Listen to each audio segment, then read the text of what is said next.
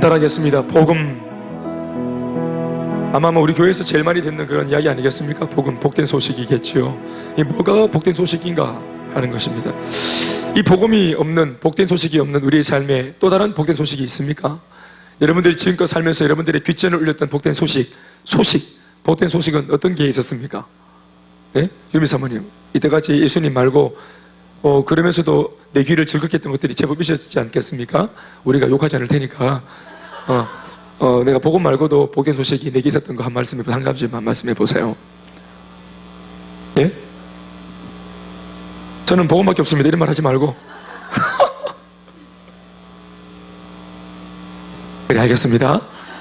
네, 아무래도 지금 남편이 자기한테 프로포즈하고 또 사랑한다, 좋아한다 이런 말 했을 때 그 내 귀로 들려왔던 나를 좋아한다 이런 말 들었을 때 그게 얼마나 복된 소식으로 들렸겠는가.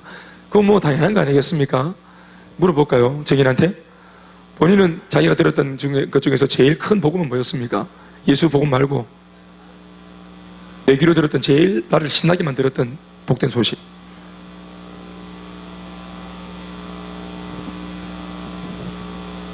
뭐라고?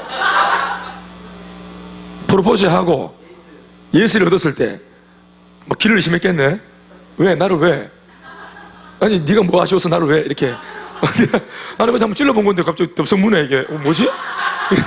그래가지고 아이고 그래 얼마나 기뻤겠어요. 복된 소식입니다. 예? 인차이가 나를 좋아하네. 복된 소식. 유미가 나를 좋아한다네. 복된 소식. 할렐루야. 그래, 복된 소식을 이제 성취했어요. 예, 이제 살고 있습니다. 복된 소식. 이 가정은 복음입니다.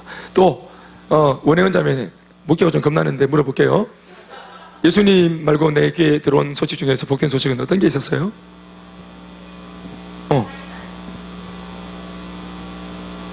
그렇구나. 첫째가 아들이었기 때문에 둘째는 딸입니다 하는 게 너무 기뻤구나. 사실은 둘째 가질 때 아들일까 싶어서 겁도 났겠다, 그죠? 네. 알겠어요? 그럼 이 설교가 어떻게 되는 기고? 네. 이 산으로 가네 또. 알겠습니다. 진행 방향을 딱 설정하면 알아서 딱 기하지. 알겠습니다. 둘째였다는 말 들고 너무너무 기뻤어요. 둘째가 아들인 줄 알고 겁내다가 딸인 걸 알고 기뻤어요. 또 우리 아이들한테 물어볼까? 성규는 자기가 들은 소식 중에서 제일 좋은 소식은 뭐였어요? 응? 수학여행 갈 때, 형이 수학여행 갔을 때, 그건 뭐지? 오묘하네. 네가 간 것도 아니고 형이 수학여행 갔을 때가 좋았어요? 그렇구나. 없는 것만으로도 형이 뭐 해주지 않고 이렇게 그러니까 지가 뭐 해줄 것도 없다, 필요 없다, 잘해줄 거 없다, 그냥 네가 없으면 좋겠다 이런. 알겠어요. 평소에 혹시 형하고 어떤 사이인지는 잘 모르겠지만 그렇군요. 에서와 야곱이 얘기 알죠? 주인공은 야곱이었다는 거, 동생이 잘 됐다는 거. 그래. 우리 형한테도 물어봐야 되겠다. 영준이는 내기에 들어왔던 말 중에 제일 기뻤던 말은 어떤 말이었어요? 동생이 시험 잘 됐다는 말이. 이야, 그렇구나.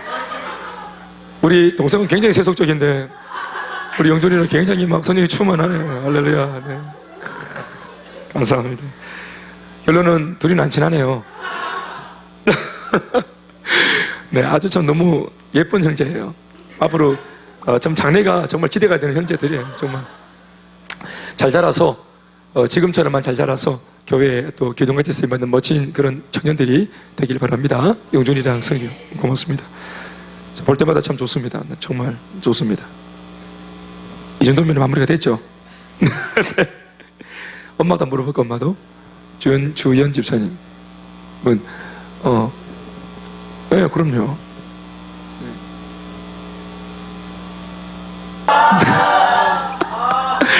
그래, 남편이 당신밖에 없다고 말할 때 아무 말도 하지 않겠습니다. 네. 여기를 받아들이면 됩니다. 그냥.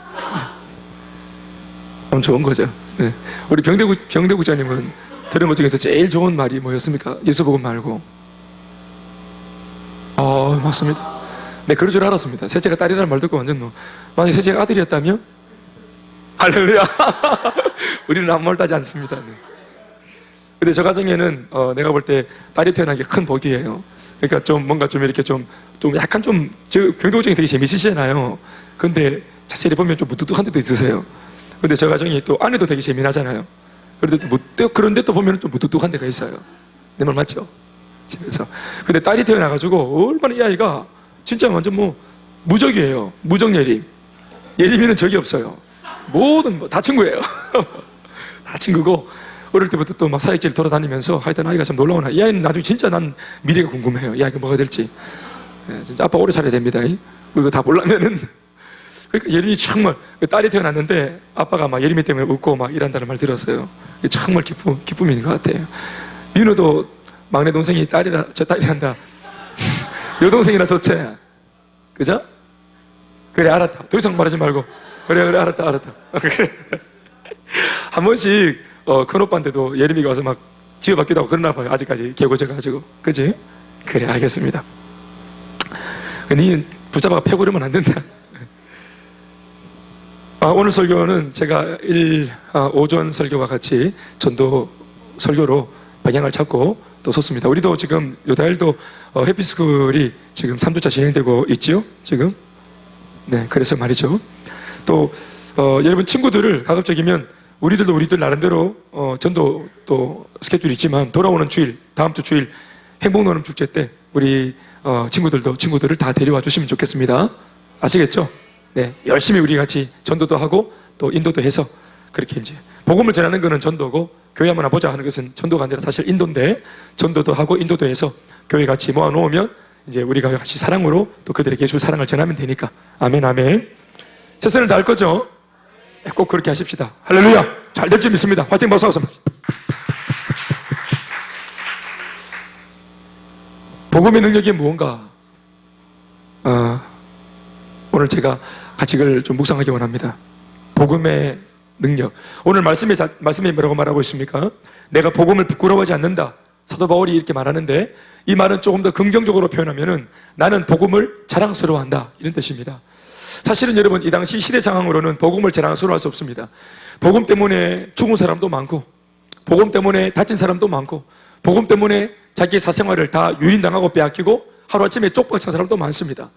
특별히 히브리서 11장의 말씀을 들여다보면은 예수 믿고 인생에 진짜 낭패를 본 사람이 엄청나게 많이 나옵니다.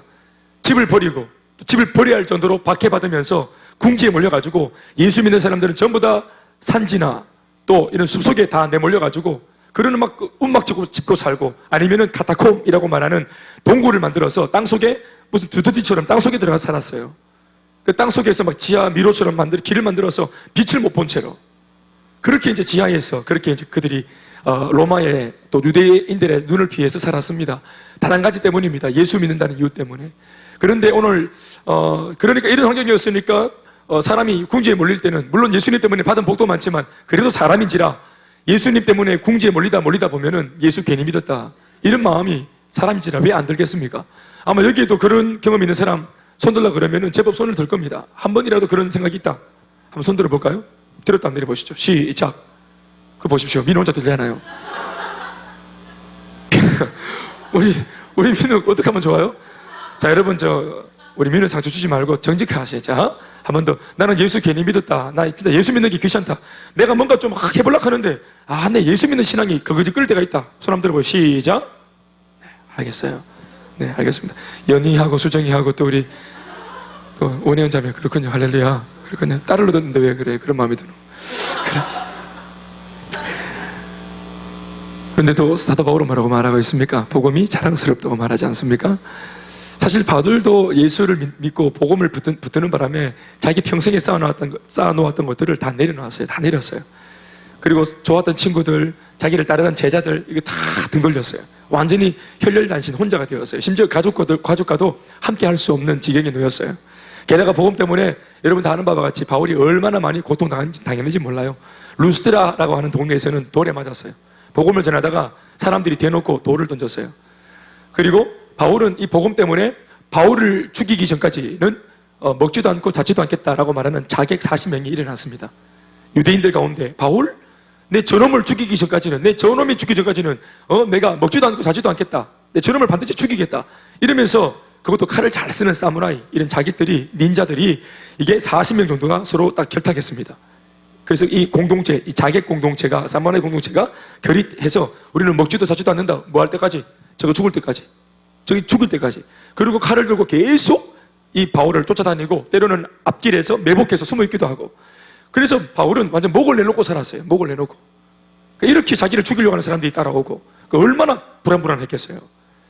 게다가 또 태풍에 말려가지고 죽을 뻔하고, 그리고 또 막 율법을 어겼다는 말, 그런 누명을 써가지고 또 40에 하나 감하는 태장이라는 게 있는데 엎어놓고 물 부어가지고 물 부어놓은 볼기짝을 크단 태장, 엄청나게 큰 노젓는 데 쓰는 그런 이 짝대기를 들어가지고 사람들이 엉덩이가 터지도록, 이거 2방 때리면은 엉덩이가 터져버립니다. 알루미늄 바따로 이걸 2방 딱 치면 피가 엉덩이에서 팍 터져버립니다. 이걸 가지고 39대씩 이걸 몇 대나 몇 번씩이나 맞았습니다.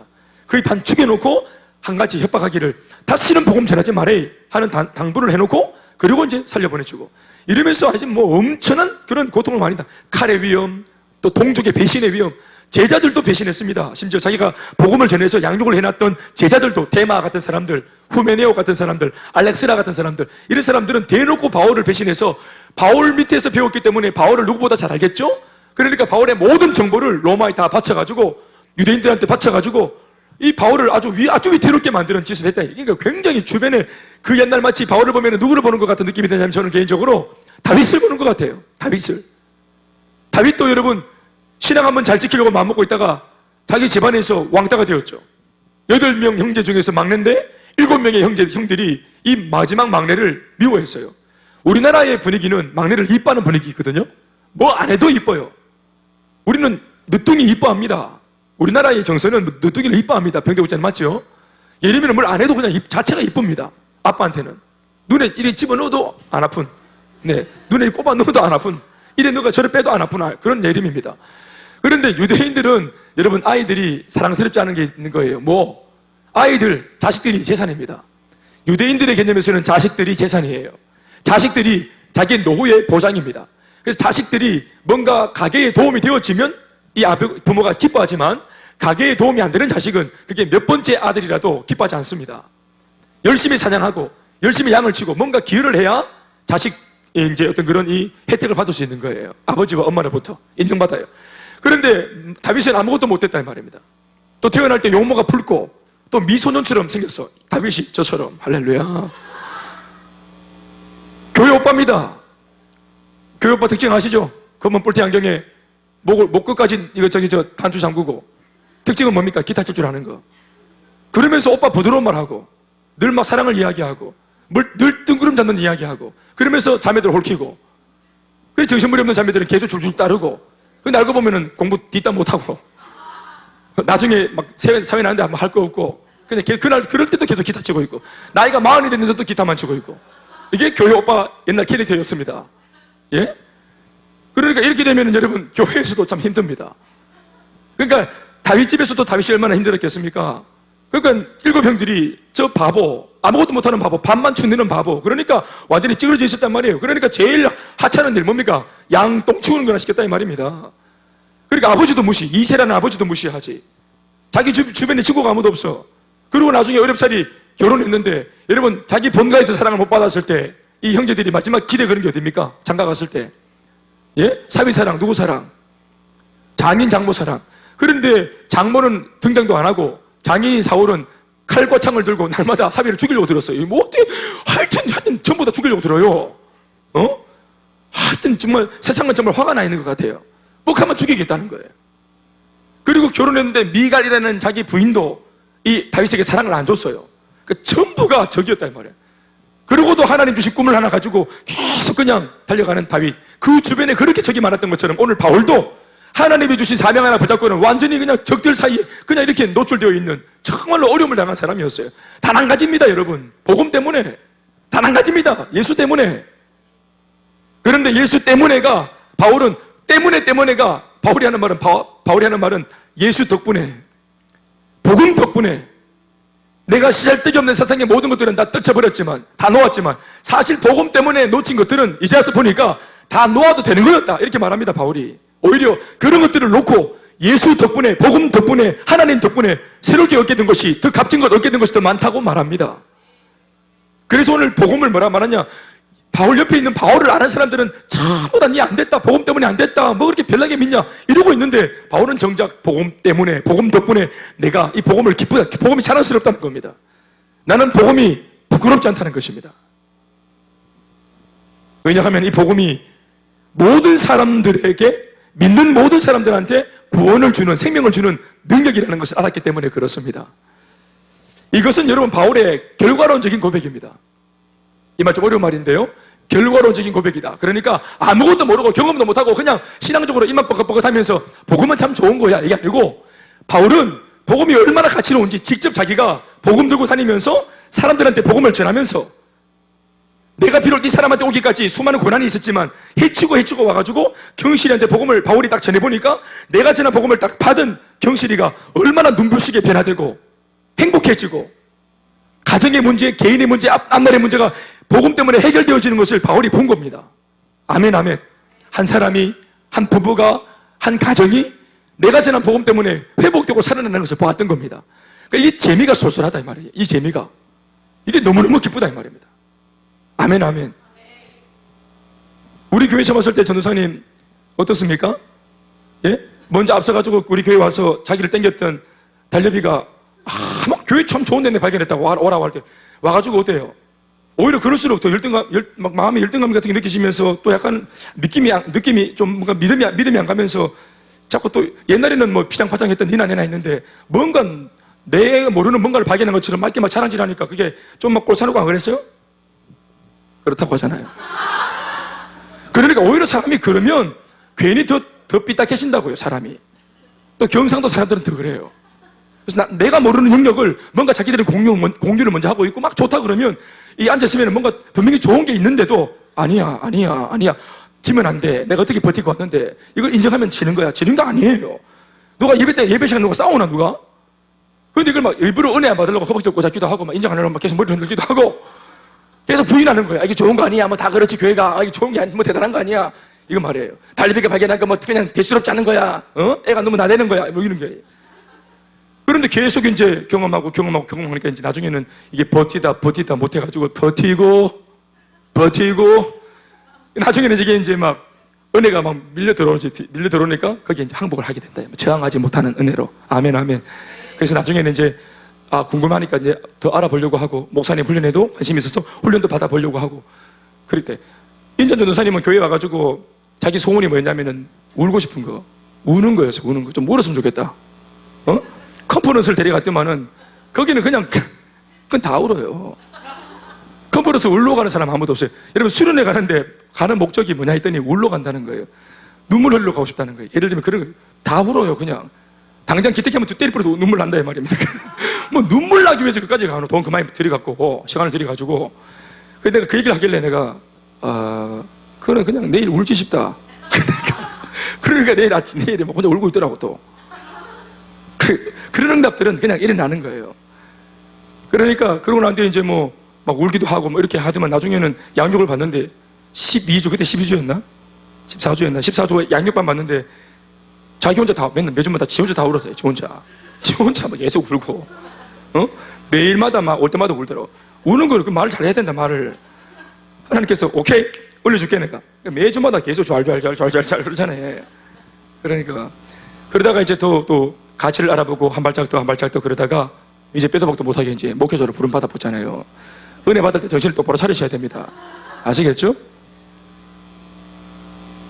그러니까 예수님 때문에 또 복음 때문에 이런 마음이, 불편한 마음이 있었는데 삶의 현장에서, 사역의 현장에서 직접 내가 가진 복음을 나누어 보니까 이게 너무 충격적인 거예요. 나도 각중에 바울이 하는 말이, 나도 이제 뒤늦게 다메섹 도상에서 뒤늦게 예수를 믿은 케이스라, 못된 신앙이 아니라 나는 너무 기뻤기 때문에 이전 거는 다 버리고 예수를 믿기로 했지만, 어떻게 나도 나지만 이 복음을 이렇게 전해봤는데 아니 족족 사람들이 내가 느꼈던 이 감격을 다 느끼고 뒤집어지고 막 이렇게 변화가 일어나는 걸 보니까 이 사람이 점점점 이 복음 안에 있는 진수를 알게 되는 겁니다.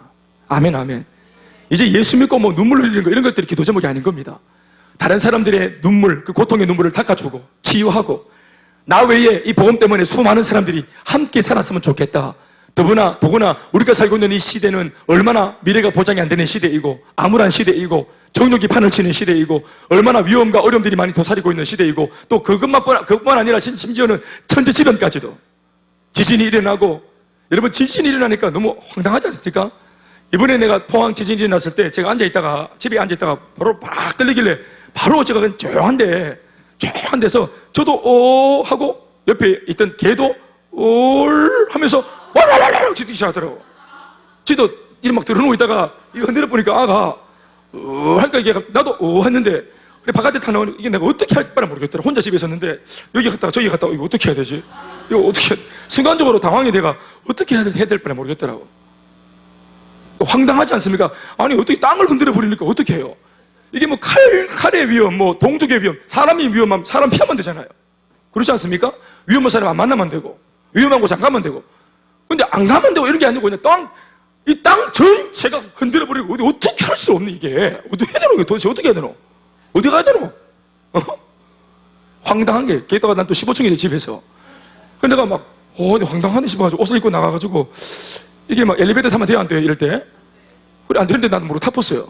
타고 내려가다가 아이고 큰일 났다 이거 어떻게 하면 좋지? 하면서 아버지 8층 아버지 5층 아버지 이때 너무 당황해가지고 이게 뭐 다 까먹고 정신이 그냥 내려오니까 이제 탁 내려와서 했더니 아무도 없더라고. 아무도 안 나왔어 사람들이. 그래 약간 좀 졌다 이런 느낌 나면서 다시 들어가. 우리 또 지고 못 살거든. 근데 하여튼 졌다는 느낌이 딱 들더라고. 야 이게 뭐지? 한번더 다음부터 내가 안 나간다. 내가 한 번만 더 흔들리 바라네. 먼저 밖에 보고 나서 나갈게. 아무튼 복음 능력. 사도 바울이 뭔가 복음을 전하면서 사람들이 구원받는 거. 사람이 사람한테 해줄 수 있는 것이 많지. 그런데 사람의 생명을 구원할 수 있나? 사람을 건질 수 있나? 그 절망적인 저주의 삶에서 이 사람을 완전히 새롭게 만들 수 있나? 사람이 사람을 돕는 거, 봉사하는 거, NGO도 하고 있고 좋은 일. 여러분 월드비전, 기아대책본부, 국경 없는 의사회 많은 좋은 일들이 하는 곳이 많습니다. 그러나 사람이 할 수 없는 신적인 영역의 일이 뭐냐 하면 사람을 구원하는 것입니다. 우리가 복음을 전하고 사람을 구원하는 것은 여러분 이것은 이 땅에 속한 사역이 아니고 신적 사역입니다. 영적인 사역입니다. 하나님이나 하시는 영역이고 예수님이나 할 수 있는 영역입니다. 구원자가 구원할 수 있는 겁니다. 아멘이십니까? 그리스도가 구원하는 것입니다. 아멘이십니까? 그런데 이 위대한 사역, 예수님께만 국한되었던 사역을 오늘 예수 믿는 우리들한테 사명자라는 이름으로 우리 손에 쥐어주셨습니다. 믿습니까? 오늘 여러분들이 여는 이 변변치 않아 보이는 해피스쿨, 내가 볼 때는 정말로 대수롭지 않게 보이는 점심 먹고 20분 정도 아이들과 시간 내어가지고 거기 만나서 찬양도 하고 잠깐 전하는 이 복음 전하는 전도 행위가 이게 신적인 행위라 이 말입니다. 아멘 아멘. 사람이 몸으로 할 수 있는 행위 중에서 가장 위대하고 가장 가치 있는 일인 줄 믿습니다. 여러분 왜 의사가 되면은 연봉이 셉니까? 왜 의사가 연봉이 세요? 예? 일로 치면은 여러분 아침에 노가다 해가지고 밖에 나가서 하루 종일 몸쓰는 사람들이 훨씬 더 수고합니다. 수고하는 거, 내 몸을 혹사하는 거, 여러분 노가다 현장에 있는 사람들이 더 많이 힘들어요. 대우조선, 거제도 조선소 가보세요. 조선소 일 얼마나 힘든 줄 아십니까? 정말 빡셉니다. 거기 생명을 일하다가 막 죽고 그럽니다. 막 순교합니다. 막 생명 내놓고 일합니다. 거기 그냥 쉽게 막 사람들이 죽어 나자빠집니다. 거기 일 굉장히 험한 일이에요. 힘든 것 자체로 친다면은 그런 곳에서 노가다 몸으로 일하는 사람들이 더 힘든 거 아닙니까? 여러분 모르죠? 우리 집에서 엄마들이 아버지도 있겠다. 엄마들이 그 살림 살고 이렇게 빨래도 하고 별로 표가 안 났지만 어머니들이 몸으로 굉장히 고생을 많이 합니다. 그러니까 몸을 쓰는 것으로 고생한다. 그러면 그런 분들이 더 고생하시죠. 그런데 왜 연봉은 실제로 의사가 더 많이 받습니까? 예? 환자가 와야만 배야만 갈라서 이렇게 왜 그렇게 그 사람들이 더 많이 대우받습니까? 하는 그 일 자체가 사람의 생명을 구하는 일이잖아요. 그들이 하려고 하는 일, 그들이 가지고 있는 하려고 하는 일을 하기 위해서 가지고 있는 기술, 그 기술이 소위 고급 기술이기 때문에 그렇게 상응하는 대우를 받는 겁니다. 고로 우리는 사람의 몸에 있는 어떤 문제나 어려움이나 아픔을 다루어주는 사람이 아니라 사람의 인생 속에 있는 상처, 마음에 있는 열등감, 씻지 못할 아픔들, 자기가 도저히 헤어나지 못하는 죄책감들, 어린 시절 엄마의 모태로부터 가지고 있었던 그 절망과 두려움과 자괴감들, 자책감들, 이거 사람 힘으로는 도저히 쓸 수 없는 겁니다. 이 무의식에 있는 상처 말입니다. 그러니까 이런 것들이 우리가 전하는 복음을 통해서 그 사람이 치유되고 회복되고 사람이 완전히 이전 것은 지나가고 새 것이 돼버린다 이 말입니다. 아멘, 아멘. 우리가 하는 일이 이런 일입니다. 동훈이가 받은 복음이 동훈이 인생에 지금 그렇게 작용하고 있는 겁니다. 아멘, 아멘. 그러니까 이 복음이 얼마나 위대한지 이걸 전해본 사람들은 아는 겁니다. 이걸 들고 있는 사람들은 몰라요. 이걸 써먹어본 사람들은 이 약발이 얼마나 강력한지 아는 겁니다. 아멘, 아멘. 그래서 약은 손에 들고 있을 때는 전혀 몰라요. 언제 알 수 있다 약효를? 이 약이 위대함을? 병자에게 투여해서 그 결과를 딱 보면 이 약이 얼마나 귀한지 대반 알게 된다 이 말이에요. 얼마나 좋은지 똑같이 아픈 병에서 힘들어하는 사람이 있으면 이 약을 들고 가서 이거 한번 써보라고 내밀 정도입니다. 약에 대한 확신 때문에. 아멘, 아멘. 두 가지만 말하겠습니다. 복음이 뭔가? 첫 번째, 복음은 예수 그리스도이십니다. 마가복음 1장 1절 말씀을 보시겠습니다. 시작. 하나님의 아들 예수 그리스도의 복음의 시작이라. 예수님이 이제 사역을 시작하시는데 이게 예수님의 시작이 아니고 뭐의 시작이라고 말합니까? 복음의 시작이다. 이제 예수님이 세리요한한테 안수받고 30년 동안은 목수의 아들로 있다가 명실상부 세리요한에게 안수를 받자마자 성령의 충만함을 입은 예수님이 이제 모든 일을 그만두고 이제 그때부터는 복음을 전하는 일을 하셨습니다. 이거를 우리가 예수님의 공생애라고 말합니다. 공적 생애. 따라합시다. 예수님의 공생애.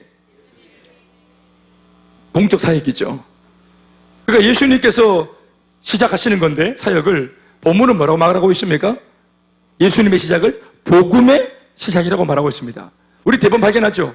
똑같은 말입니다. 하나님의 아들 이퀄 예수 그리스도 이퀄 복음.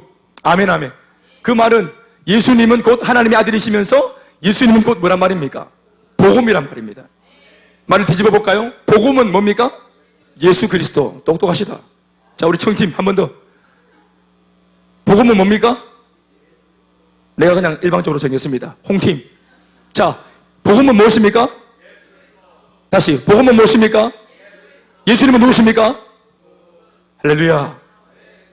이게 약간 좀 짜부라지고 있는데. 이 땅에 예수님이 오셨습니다. 예수님이 오시면서부터 무엇인가 그 땅에 이전에 없었던 매우 기쁘고 좋은 일들이 예수님이 오시면서 등장하시면서 그때부터 놀라운 센세이션이 일어나기 시작했습니다. 물론 간헐적으로 예수님 없이도 사람이 살다 보면 좋은 일이 있었죠. 아까 여러분들처럼 누가 날 좋아한대, 내가 누굴 좋아해, 또 막 형이 막 수학여행 가서 우리도 이 땅 살아갈 때 예수님 아니라도 간헐적으로 좋은 게 있죠. 간헐적이란 말은 이따금씩. 그런데 그런 기쁨이 영원합니까? 굉장한 기쁨입니까? 아니잖아요. 그런데 예수님이 우리 가운데 찾아오시면서 일어난 좋은 일들은 이게 그냥 사건입니다. 사건. 좋은 일이 감정이 아니라 사건입니다. 아멘, 아멘. 할렐루야. 슬픔이 그냥 끝나는 겁니다. 슬픔 자체가 사라지는 거예요. 문둥병자가 예수님을 만났을 때 감정적으로 나를 이해해 주시는 분이 오시다니, 문둥병자야, 니 얼마나 문둥병 때문에 힘들었노, 문디. 이러면서 와, 나를 인간 대우해 주시는 분이 나하고 눈 마주쳐 주시고 대화를 해주시다니 예수님 정말 대단하시다. 나 위로받았다. 정말 오늘 정말 나 정말 나 이거 오늘 문둥이촌에 가서 내 동료들한테 다 말하고 오늘 정말 자랑해야 되겠다. 예수님이 눈을 마주쳐 감정적으로 너무 기뻤다. 그게 아니고 예수님이 주시는 위로는 뭡니까? 내가 원하노니 이 모든 질병에서 놓여서 자유케 될지어다 하고 그 문제의 근원 자체가 그냥 사라져 버리는 겁니다. 감정입니까? 사건입니까? 대답하십시오. 감정입니까? 사건입니까? 예수님이 내게 오셔서 일으킨 역사는 감정입니까? 사건입니까? 도대체 몇 번 묻습니까? 예수님이 내게 오셔서 하신 이 역사는 감정입니까? 사건입니까? 사건입니다. 예수님이 복음을 전하고 예수님께서 오셔서 우리 가정에 그냥 예수님이 한번 왔다 가시고 복음 전하는 목사님 잠깐 한번 왔다 가셨다. 현재 집에. 야, 우리 주인은 교회도 안 다니는데 목사님 와주셨네. 우리 집에. 되게 좀 짠하다. 기분이 좀 괜찮다. 목사님, 우리는 예수 안 믿는데 우리 집에 와주셨네. 그냥 기본적으로 좀 괜찮다. 좀 알딸딸하니 좋네. 효준이는 어떤 너? 하면서 이제 졸고 있는 예수랑 같이 이렇게 얘기를 했단 말이에요. 근데 이게 그런 감정입니까? 아니면 복음을 전했더니 이 가정이 변화됐습니까? 묻습니다. 감정입니까? 사건입니까? 사건이지.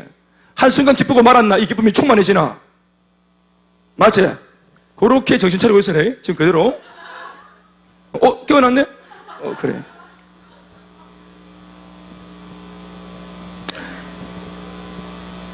그래, 천국은 어떻더노?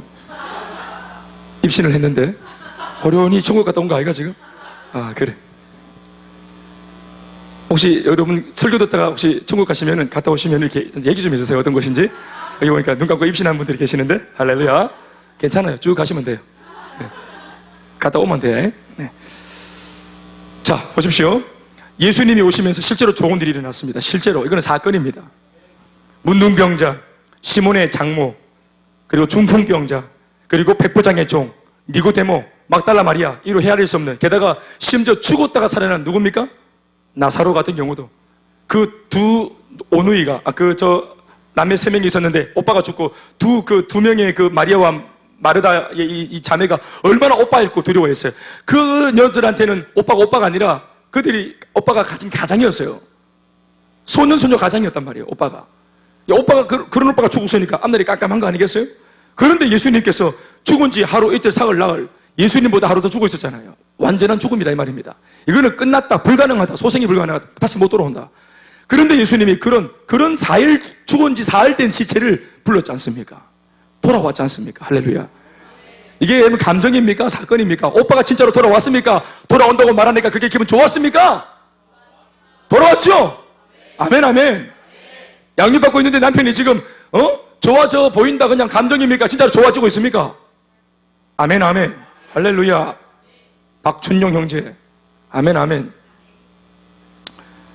잘 되고 있습니다. 그런가 하면 이런 예수님께서 부활승천하신 이후에 제자들을 통해 복음의 메시지만 전해져도 그 복음의 메시지를 마음으로 받아들인 사람들한테는 예수님을 직접 만난 것과 똑같은 역사들이 일어났습니다. 할렐루야.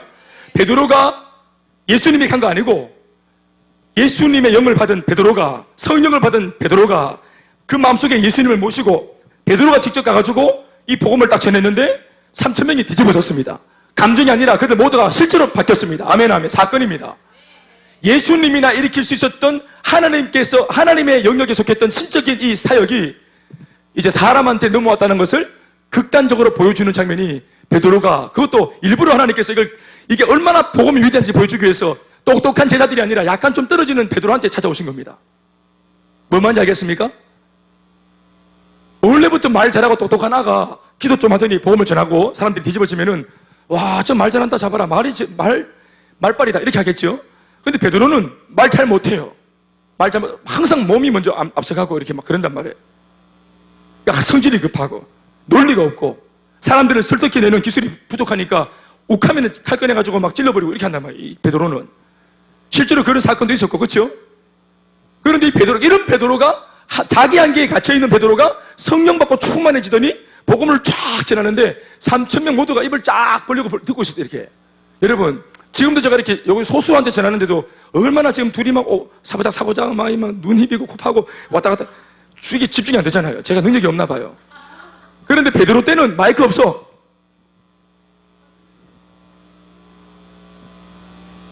베드로는 설교를 들으러 목적 가지고 온 게 아니고 그냥 자기 목적이 있어가 3,000명이 막 그냥 개떼처럼 지나가던 행인이었는데 이 행인들이 그 길목에 서가지고 형제들아 내 말을 좀 들으라 하고 소리 지르더니 3,000명이 베드로가 뭔데 설악한다고 서노? 군중 심리하는 것도 모르나? 3,000명 중에 3,000명이 서가지고 일단 들었다 치자. 이래 들어보니까 쓸데없는 소리 한다 싶으면은 3,000명 중에서 한 명이라도 뒤에서 수근수근거리면서 야 집에 가자, 뭔 소리 하나 듣지도 않는데 쿡 지르면 어떻게 됩니까? 2명 가고 4명 가고 일파만파 뒤에 쭉 빠져나가면은 군중심리라는 게 그런 겁니다. 뭔 소리 하노? 치아라. 사람들이 3,000이 모였는데 3,000이 모두가 생각이 같습니까? 좋은 말을 들었을 때 이쪽에서는 나는 반대를 시하는 사람이 나올 수 있어요, 없어요? 여당과 야당이 우파와 좌파가 얼마든지 3,000명 안에 있을 수 있잖아요. 그런데 베드로 따위가 뭔데 한 말씀을 딱 전했는데 3,000명 모두가 한 자리에서 일시에 같은 말을 딱 들었는데 스티링 깔고 막 이걸로 분위기 잡아가지고 막 몽롱하 애가 찬양해가지고 막 불지피가 마음이 다 열리갖고 와 무슨 말이든지 하소요 이런 게 아니고 그냥 막 지나가는 아이 수다 떨면서 막 지나가는 사람한테 이걸 막 선포했는데 3,000명이 다 섰단 말이에요. 다 서가 돌아가 말씀을 들었단 말입니다.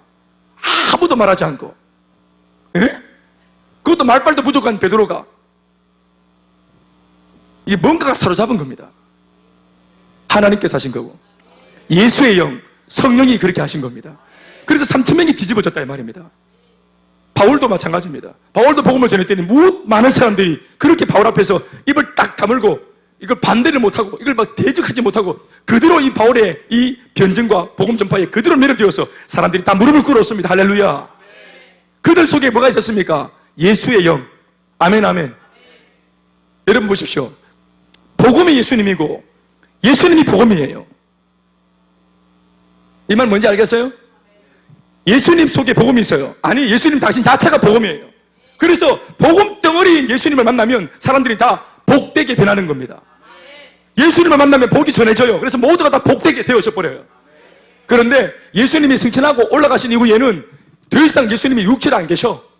그렇지만 예수님이 뭐라 했습니까? 예수의 영, 성령이 예수의 영입니다. 아멘 아멘. 또 이 복음 자체가 예수님입니다.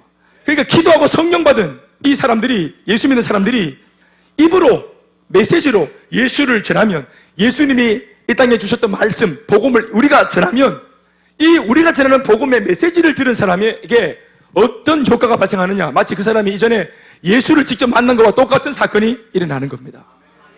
지금 이 시대에 예수님이 눈에 보입니까? 막 걸어 다니십니까? 우리 교회 행복모임 예수님이 했습니까? 현재야? 아니지. 해피스쿨 동훈아, 예수님이 경북고등학교 와서 하셨나? 입구에서 바로 잡힌다, 예수님. 요즘에는 고등학교 아무나 못 들어갑니다. 수영 기르고 이렇게 막 다니시면 다 잡힙니다. 그래, 안 돼요. 상당히 곤란해집니다. 여학교는 더 안 돼. 소수주 갈 수 있어. 예수님이 못 간다. 지금 딱 자르고 이렇게 1대1로 딱 해가 스프레이 딱 뿌려야 돼야지. 안 돼요, 안 돼. 못 가요. 그러게 보십시오. 그런데 예수님이 갈 거 없어요. 예수 믿는 우리가 가서 우리 안에 있는 복음을 선포하면 그게 곧 누가 온 겁니까? 예수님이 그 자리에 오신 겁니다. 아멘 아멘. 그래서 복음 자체가 예수란 말입니다. 그래서 지금도 마찬가지로 베드로는 물론 3,000명을 뒤집었지만 우리는 그 정도까지는 아니지만 여러분 거의 진배 없는, 차이가 없는 우리 친구들도 복음 때문에 동훈이가 이 자리에 앉아 있잖아요 지금. 아멘 아멘. 또 강제, 이 강제 맞지? 야, 니 다 안다. 내 이름 얼마 다 아는 거 아이가? 강제야. 니 내 이름 아나? 니 왜 댕겨? 야, 이 장난하나? 나 김대현 목사잖아. 인사하자. 46살 김대현이다. 니는 뭐고? 니 앉아서 있어라. 그래, 할렐루야. 자, 친하게 지내자. 이? 그래, 강제야. 강제, 씨, 그만이가. 그래. 멋있다. 감정이가 사건이가? 사건이지. 예수를 믿었더니 평상시에 너가 뭐 했노? 몇 달 전만 해도 이 시간에 오락하거나 막 들어누워 있거나 축구하거나 안 그랬나? 세상에 이 피 끓는 청춘들이 지금 수능 끝났지? 네, 더 연구할게. 미안하다. 고3 때잖아. 그지? 그래, 아무튼지. 이제는 야들이 고3이 이제 수능 끝났으니까 이제 너희들이 그 차례다, 그자? 얼마나 마음이 조바심이 있을 수 있겠노, 고2가. 그런데 이쪽에 앉아가지고 이렇게 예배를 드리고 앉아있고 이렇게 참 이 피곤한 시간에 너희는 한번 눈도 안 감고 졸지도 안 하네. 대단하다. 참, 나 너희들 눈중에 보고 있다, 지금. 이게 감정입니까? 사건입니까? 사건이잖아요. 너희들에게 사건이 일어났고 나는 기대한다. 너희들이 사건을 일으킬 거다. 네, 진짜로. 우리 동훈이는 꿈이 프로파일러가 되는 건데, 맞지? 사건을 앞으로 이제 이렇게 조사할 거잖아. 내가 사건을 일으킬 테니까 너는 그 사건을 조사하도록 해라. 복음을 전하면 사건이 일어납니다. 왜냐하면 복음이 예수님이기 때문입니다. 예수님이 가는 곳마다 대혁명이 일어났습니다. 가히 대혁명이었습니다. 그게 너무 강력한 사건이자 대혁명이었기 때문에 예수님이 사형을 당했다 이 말입니다. 사람들이 죽이고 싶을 정도로 이해가 안 되는 역사가 일어나. 이 땅에 살면서 단 한 번도 본 적이 없는 일이 예수님이 손대면 막 일어나는 겁니다. 그러니까 너무 이게 겁나는 거예요. 마음 열고 붙으면 세상에서 제일 좋은 복을 받는 건데 이게 덮어놓고 뭔가 못 보던 거고 낯선 거니까 두렵다. 내가 가지고 있던 것들을 빼앗길 것만 같다. 이런 마음이 드니까 맛도 보기 전에 물러난다 이 말입니다.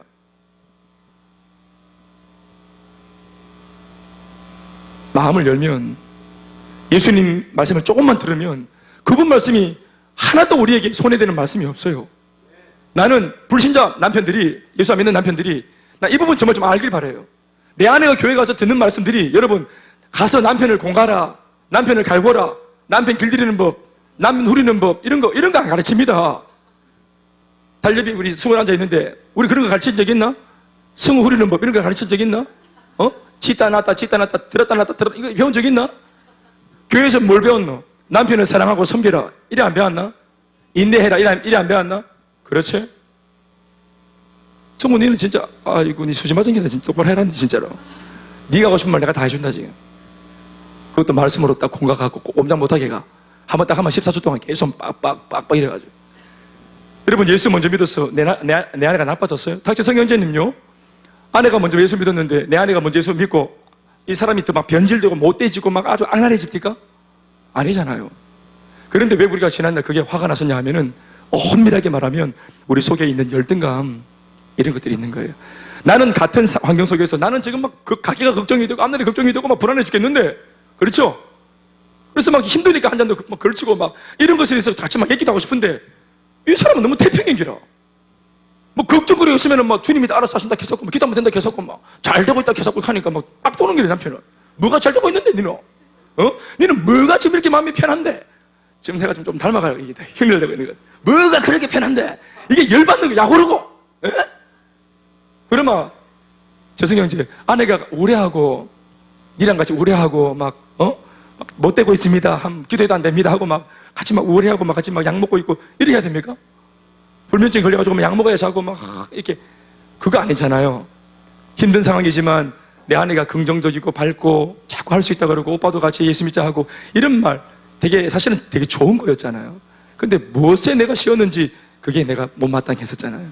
그리고 그 배우에서 이렇게 내 아내를 이렇게 만든 목사가 좀 싫고 그 배우의 셀가족들이 약간 좀 거리가 느껴지고 그랬잖아요. 그죠? 지나간 거니까. 그거 여러분 우리 경상도 남자들이 다 가지는 공통된 심리들입니다. 마음을 열어보면은 교회 다니는 아내가 잘못 배우는 거 아무것도 없어요. 게다가 와보니까 어때요? 현희 자매가 1년 동안 남편을 위해서 얼마나 많이 울었게요. 제 앞에서도 많이 울었거든요. 이게 얼마나 복된 일입니까? 우리 아이들이 먼저 교회 와서 부모님을 잘 섬기고 가정을 사랑하라는 말, 공부해야 될 여기는 학교가 아니니까 공부에 대한 정보를 못 줍니다만은 왜 공부를 해야 되는지 why 하는 것에 대한 답을 주잖아요. 그렇죠?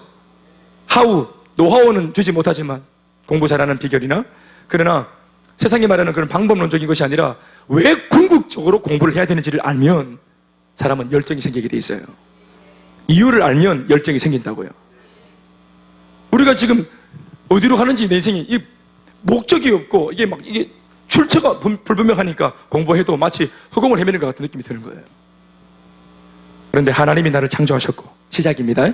하나님이 나를 창조하셨다. 아멘. 이게 얼마나 탄탄한 베이스를 줍니까? 내가 어디서 왔는지 모르겠다. 이게 얼마나 황당하노?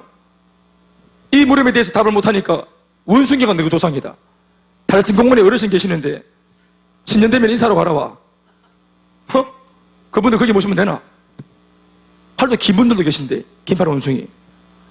부산에 초면에 초업에 가면은 그 원숭이들 아주 많이 힘들어하세요. 조상들이 많이 힘들어하신다고요. 어르신들이. 원숭이가 우리 조상이가. 이게 이제 할 말이 없으니까 그런 것들을 붙인다 이 말입니다. 그렇게 하면은 이게 마음의 안정감이 느껴집니까? 나 원숭이구나. 이 안정감이 느껴집니까? 그런데 인격적이고 사랑이 많으신 하나님이 나를 인격으로 창조하셨다. 사랑받는 존재로 나를 창조하셨다. 여러분 이 말이 얼마나 우리에게 인생 살아가는 데 있어가지고 우리 뿌리를 든든하게 해줍니까? 예? 내가 존귀한 존재다. 사랑받게 태어난 존재다라는 이 사실이 어차피 두 개 다 여러분 우리가 눈으로 확인 못 해봤어요. 원숭이인지 하나님인지 내 출처가 확인 어차피 못해요. 동훈아. 이왕이면은 둘 다 이왕이면은 확인이 안 되는 그런 이야기면은 내 자신의 행복을 놓고 얻은 것이 진짜였으면 좋겠노? 원숭이가 하나님이가? 그건 당연한 거 아이가? 원숭이라 좋겠다. 원숭이 막 진화론이 막 맞다고 막 우기는 사람들 난 그래 원숭이 나는 그래서 진화론자들이랑 싸우지 않습니다. 원숭이다 이러면 내가 아멘 원숭이. 오케이 나는 하나님 괜찮아. 오케이 원숭이 오랑우탄 저쪽 그게 뭐 어쨌다는 거예요. 그거를 인정하고 그걸 밝혀가지고 그걸 막 증명해서 오늘 나의 삶에 뭐 어쨌다는 그게. 예? 얼마나 근데 하나님께서 나를 창조하셨다 하는 이 마음이 딱 들어오면 우리 인생이 딱 안정이 됩니다. 그분이 나를 창조하셨고 나를 위하여서 놀라운 계획을 가지고 계시고 지금의 이 삶도 주님께서 나보다 한 발 앞서가시면서 나를 어련알아가지고 가장 좋은 길로 인도하고 계신다. 그리고 내 인생은 이렇게 살아가면 반드시 마지막 종착점에 내가 하나님의 품에 안긴다. 영원한 나라가 나를 위해 기다리고 있다. 이게 시작과 과정과 끝이, 과거와 현재와 미래가 딱 안정되게 딱 붙잡혀 있을 때 이 한평생 예수 믿고 산다는 것이 얼마나 안정되는지 몰라요. 그래서 시련은 있어도 실패는 없습니다. 인생이 예수 안에서는. 할렐루야. 그러니까 이 위대한 복음, 이런 것들 알려주는 복음을 딱 전할 때 사람들이 안정감을 느끼고 하나님께 돌아오고, 그리고 이걸 이제 맛을 보면 볼수록 이런 이제 예수 믿은 지 얼마 안 되는 친구들이 이전에 즐기던 것들을 다 내려놓고 하나님이 궁금하고 알기 위해 예배를 드리고 이러한 귀한 일을 선택하는 것, 이게 사건이지 않습니까? 복음은 사건을 일으킵니다. 그 옛날 예수님이 사건을 일으킨 것처럼 오늘 예수님이신 복음도 우리가 전하면 사건이 일어납니다. 차이가 뭡니까? 예수님은 당신 자신이 직접 행보하시면서 걸어 다니시면서 그들에게 복음을 전했습니다. 당신 자신이. 그렇죠? 그런데 오늘 복음 안에 계신 예수님은 스스로 갈 수 있습니까? 아니죠. 어떻게 해야 됩니까? 차이가 뭡니까? 그 복음을 쥐고 있는 우리가 우리 발품을 팔아서 우리가 가서 예수님을 전해야, 복음을 전해야 그들에게 사건이 일어납니다. 그 차이입니다. 근데 이게요, 불리한 조건일까요? 예수님이 직접 하시던 것보다 우리한테 맡겨가지고 뭔가 우리는 예수님보다 하자가 많은데 이거 내가 해도 되나? 나는 실력이 좀 없는데 더 좀 예수님이 직접 한 것보다 실력이, 우리가 좀 조건이 좀 더 안 좋아진 거 아닌가? 불리한 거 아닌가? 천만의 말씀입니다. 이게 굉장히 좋아진 겁니다. 저를 보세요. 자, 정신에 나와보세요. 전선에 나와보세요. 이쪽에. 자, 올라오세요. 이쪽에 올라오세요. 자, 예수님이 몸으로 계실 때 내가 만약에 경실이한테 복음을 전하고 있으면, 얘를 돕고 있으면 여기는 어떻게 됩니까? 여기는 예수님의 부재 상태입니다. 그렇죠? 저기서, 그래서 니고데모가 어떻게 말합니까? 니고데모란다. 눈 못 보는 그 바디메오가 어떻게 이름이 다 고모고 이모고 이래가지고. 얘가 뭐 어떻게 합니까? 니고데모가 어떻게 말합니까? 예수, 다윗의 자손 예수, 나를 좀 보세요. 날 좀 봐주세요. 날 좀 보세요. 하니까 여기서 계시던 예수님 뭐 어떻게 합니까? 그래, 친구. 간다. 그럼 얘를 만나고 있는 동안 쟤는 어떻게 합니까? 이건 뭡니까, 여러분? 이거 어디서 많이 보는 거 아닙니까? 살리고. 왜 들었네? 이건 뭡니까? 옛날에 그 서커스 할 때, 이거 접시 돌리기 알죠? 접시 돌리기. 접시 10개, 이 쇼하는 분이 10개를 딱 돌리는데, 이거 살리고 계속 그냥 이거 하다 다 보는 겁니다. 예? 어느 세월까지 이렇게 해야 됩니까, 이거? 자기가 스스로 딱 돌릴 수 없나? 접시 지가 이렇게 돌릴 수 없나? 누가 가까이 껴서 돌리고 어떻게 해야 되나? 그러니까 나사로가 죽었습니다. 예수님 바쁘게 사역하다가 나사로가 죽어버렸어요. 그래서 뒤늦게 장례식 갔더니 이 죽은 나사로의 여동생들이 뭐라 말합니까? 예수님이 만약 여기에 계셨더라면 우리 오빠가 안 죽었을 거예요. 이렇게 말한단 말입니다. 이런 물리적인 한계가 있지 않아요.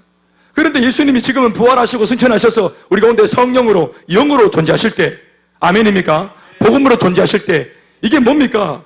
예수님이 어느 한 장소에 물리적으로 제한되지 않는 겁니다. 지금 이 시간 여러분들 심령 속에 다 똑같은 예수가 계십니다. 전 지구상 모든 예수 믿는 23억 인구 속에, 그들 예수 믿는 사람 신자들 속에 똑같은 예수가 계십니다. 그들 23억의 인구들이 복음의 능력이 충만해서 모두가 다 전 세계 복음화를 위해서 복음 들고 딱 일어나면 여러분 70억 인구, 전 세계 인구 23억이 얼마든지 장악할 수 있습니다. 아멘, 아멘. 약간 이슬람 같은 느낌이 드네요. 장악하자 이렇게 하니까. 자, 여러분, 두 번째 복음은 능력입니다. 복음이 능력이란 말은 힘, 능력, 힘 아니겠습니까? 가능하게 만드는 힘, 능력입니다. 무엇이든지 가능하게 만드는 힘, 이게 능력이란 단어입니다. 복음이 능력입니다.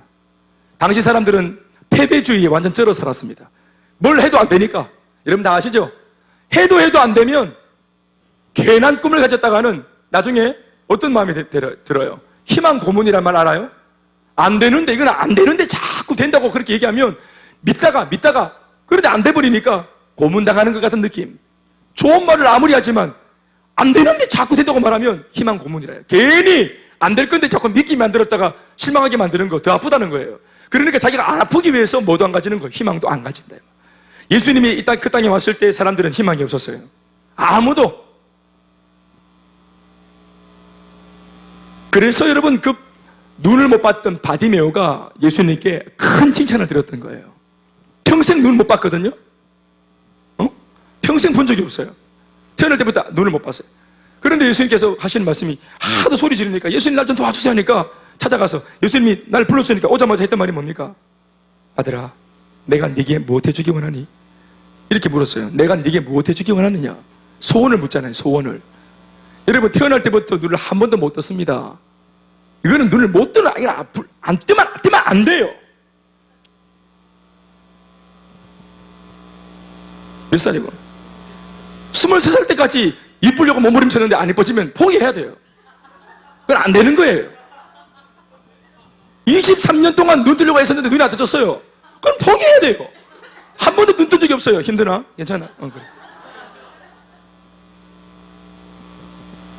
재수를, 삼수를 23번을 시험 쳤는데 떨어졌다. 그러면 기술 배워야 돼. 그런 쪽으로 꿈을 가지면 안 된다 이 말입니다. 이게 인지상정 아닙니까? 그 꿈이 나를 죽이는 독이에요. 꿈만 꾸다가 그 꿈이 나를 아주 몹쓸게 만들어요. 그런데 이 평생 눈을 못 봤던 바디메오한테 예수님이 와서 하는 말이 뭡니까? 제일 먼저 묻는 게 뭡니까? 일부러 그걸 드러내는 거예요.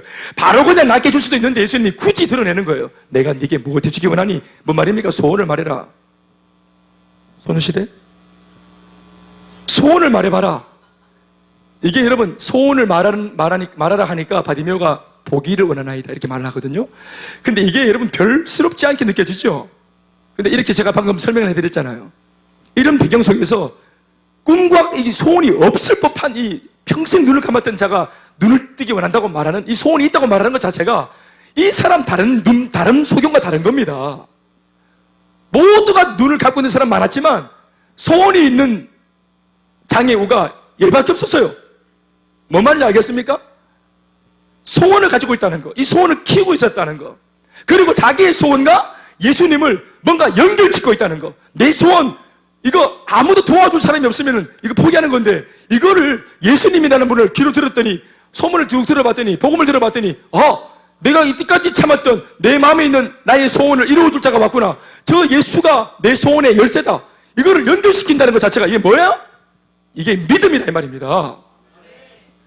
그 예수님 앞에서 자기 소원을 말한다는 것 자체가 아무한테나 말합니까? 이 병자가?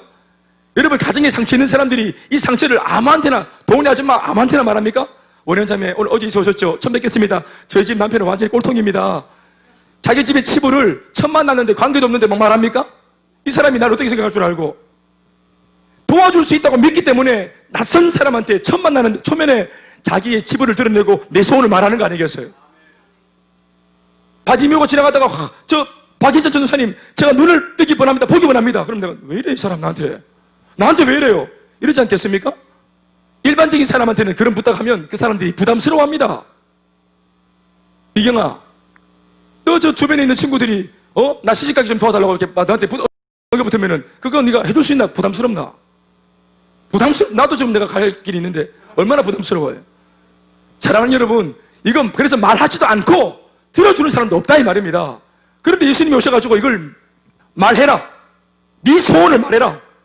네 마음속에 비밀하게 간직하고 있는 아예 소원이 없어 보이는 듯 하지만 네 속에 네 혼자 간직하고 있는 소원 내 있는 거 아는데 말해라. 소원을 말해라. 나를 믿는다면 말해라. 나를 신뢰한다면 말해라. 내가 네 집어가지고 장난칠 것 같으니?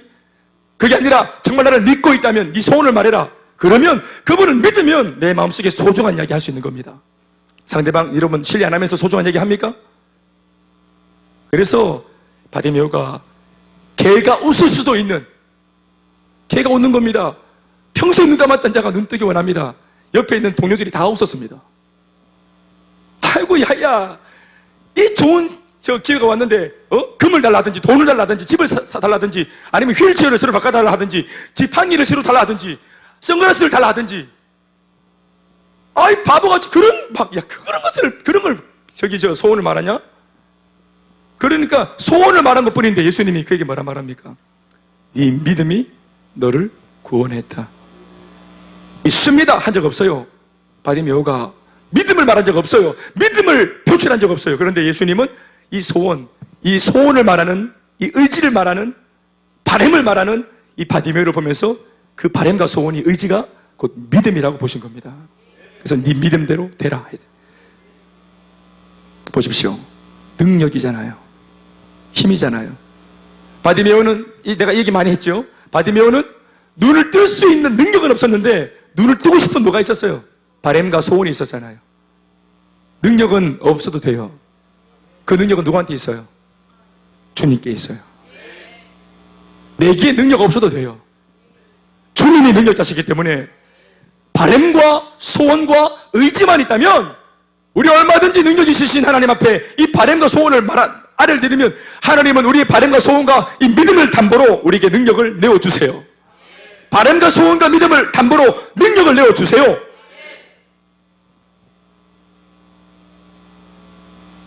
오늘 우리한테 필요한 거 아닙니까? 이 능력이. 사랑이 잘 안 되죠?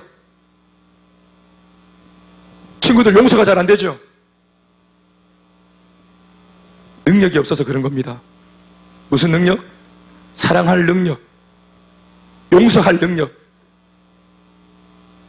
잘못된 지금 뭔가 내가 중독되었다. 인터넷에 중독되고 좋지 못한 영상, 어떤 그런 것 때문에 내가 중독되어 있다. 끊지 못한다. 이런 것들을 끊어낼 수 있는 능력이 없는 거예요. 술을 끊을 능력이 없고 담배를 끊을 능력이 없고 내 마음 지킬 능력이 없는 거예요. 시험과 유혹을 이길 능력이 없는 거예요. 능력이 없어서 그런 거예요. 힘이 없어서 그런 거예요. 그러니 능력이라고 말하는 복음의 이 능력이 우리 안에 충만해야 되는 거예요. 복음이 능력이라 말하지 않습니까? 이 능력이 충만해지면 버릴 것들을 버리고 취할 것을 취할 수 있는 능력자 되는 것입니다. 복음은 힘을 가졌습니다. 능력이 있습니다. 이 능력을 가지고 있는 복음은 꼴을 못 봅니다. 무슨 꼴? 하나님의 백성들이 낙심하고 좌절하고 자빠져 있는 꼴을 못 봅니다. 그래서 우리 속에 있는 복음은 힘을 발휘해서 낙심하고 좌절한 사람을 다시 불러일으키기를 원하는, 아멘 아멘. 복음은 능력이 있기 때문에 낙심하고 좌절하고 포기하려고 드는 이런 예수 믿으면서도 껍데기만 믿고 있는 이런 후패하고 날아가 빠지고 연약하고 주눅 들어있는 그리스도인들을 이 복음이 그 꼴을 못 보는 겁니다. 복음은 돌격합니다. 복음은 진격합니다. 우리 속에 들어오고 싶어합니다.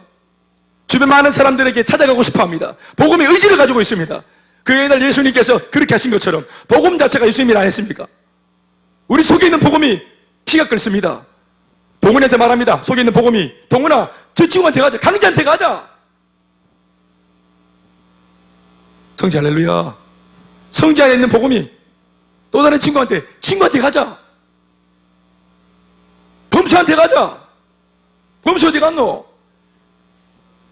복음이 예배 째고 하나님 부인하고 세상을 즐기고 잘못된 길로 걸어가는 사람들, 이 복음이 그 꼴을 못 보는 거예요. 그래서 내가, 복음이 하는 말이 내게 있는 능력을, 힘을 줘서라도 다시 돌아오게 하고 싶다. 일어나게 하고 싶다. 그런데 복음이 못 가잖아 혼자. 그러니까 복음을 쥐고 있는 동훈이가 가야 되는 거예요. 이 복음을 쥐고 있는 강재가 친구한테 가야 되는 거예요. 경림이가, 그 속에 있는 복음을 쥐고 있는 경림이가 친구한테 가야 되는 거예요.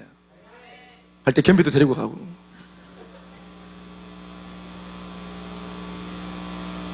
말씀 듣겠습니다.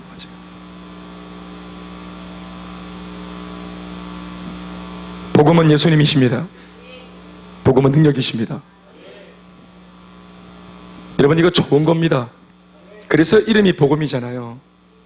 사람을 신나게 하고 사람을 기쁘게 하고 좋을 일 없고 기쁠 일이 하나 없는 사람들한테 마치 예수님이 그 집에 가시도록 내가 마치 예수님을 가이드해서, 예수님 이쪽입니다 했습니다. 따라오십시오. 네, 여기 동훈이가 있잖아요. 예수님, 예, 여기 가십니다. 예, 동훈이. 자, 동훈입니다. 주님, 동훈이 좀 만나주세요. 우리가 복음을 전한다는 것은 마치 이거와 같은 겁니다. 그래서 내 친구가 예수님 만나면 역사가 일어납니다. 사건이 일어납니다. 그리고 웃긴 거는 이 복음은 어디서 우리가 따오는 게 아니라, 벌어오는 게 아니라, 만들어 오는 게 아니라 이미 우리 속에 이게 있네요. 이미 있어요. 이미. 얼마나 신나는 일입니까?